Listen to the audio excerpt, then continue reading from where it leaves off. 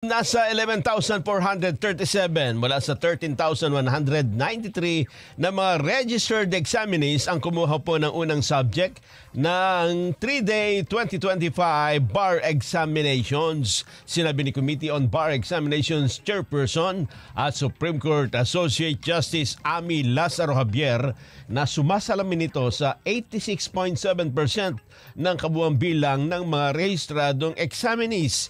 Kinuha po ang examinees at kinuha ng mga examinees ang exam sa Political and Public International Law sa umaga at Commercial and Taxation Law naman sa hapon.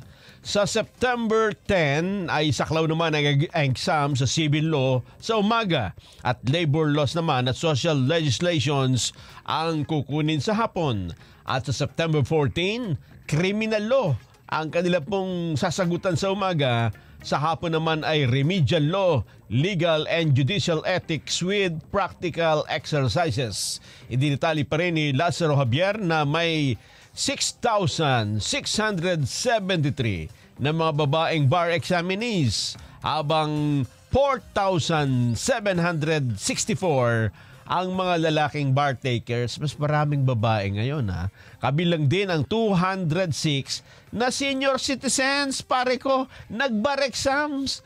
241 PWD. Pati pala yung mga nagbubuntis binibilang 41 na buntis nag-e-exam.